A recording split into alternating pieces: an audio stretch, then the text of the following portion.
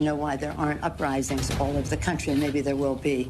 People need to start taking to the streets. This is a dictator. You know, there needs to be unrest in the streets for as long as there's unrest in our lives. Enemies of the state. Show me where it says that protests are supposed to be polite and peaceful. Do something about your dad's immigration practices, you feckless. When they go low, we kick. How do you resist the temptation to run up and wring her neck? The biggest terror threat in this country is white men, most of them radicalized right up to the right. I thought he should have punched him in the face. I said, even if you lost, he insulted your wife. Yes. He came down the escalator and called Mexicans rapists and murderers. He said, well, what do you think I should have done? I said, I think you should have punched him in the face and then gotten out of the race. You would have been a hero. I'd like to punch him in the face. I said if we were in high school, I'd take him behind the gym and beat the hell out of him. Punch some people in the face! When was the last time an actor assassinated a president? They're still going to have to go out and put a bullet in Donald Trump, and that's a fact. Look as his character is stabbed to death. Where is John Wilkes Booth when you need him? This way. That's it right there. Pull it up. I have thought an awful lot about blowing up the White House. A Missouri state senator is under investigation by the Secret Service after saying she hopes President Trump is assassinated. I will go and take Trump out tonight. And if you see anybody from that cabinet in a restaurant, in a department store, at a gasoline station, you get out and you create a crowd. And you push back on them. And you tell them they're not welcome anymore, anywhere.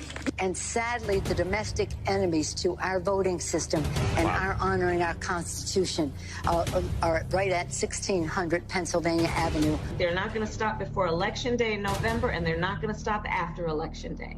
And that should be, everyone should take note of that on both levels, that this isn't, they're not going to let up, and they should not. If you think we're rallying now, you ain't seen nothing yet.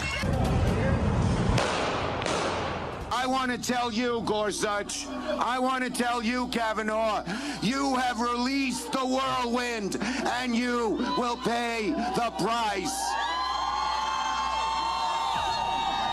You won't know what hit you if you go forward with these awful decisions. If the president does go ahead and fire Robert Mueller, we would have people take to the streets. I believe there would be widespread civil unrest because Americans understand that the rule of law is paramount. You think there would be civil unrest, widespread civil unrest? I do. I think you're going to have protests and marches and rallies and sit-ins. You cannot be civil with a political party that wants to destroy what you stand for, what you care about. Michelle says that, you know, when they go low, we go high. No. When they go low, we kick them. Please don't just come here today and then go home. Go to the Hill today. Get up and please get up in the face of some Congress people. What's the danger if Donald Trump wakes up angry, watches Fox and Friends, and fires Bob Mueller? Well, I hope he doesn't do that. He wakes up angry and watches Fox and Friends in most days. It would set off a firestorm. I think it would be, you know, not only on the Hill, but in the streets. And so, let's stay the course. Let's make sure we show up wherever we have to show up.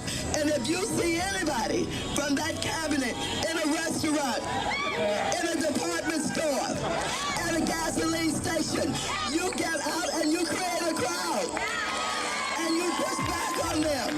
And you tell them they're not welcome anymore, anywhere. That's why I believe if we are fortunate enough to win back the House and/or the Senate, that's when civility can start again. But until then, the only thing that the Republicans seem to recognize and respect is strength.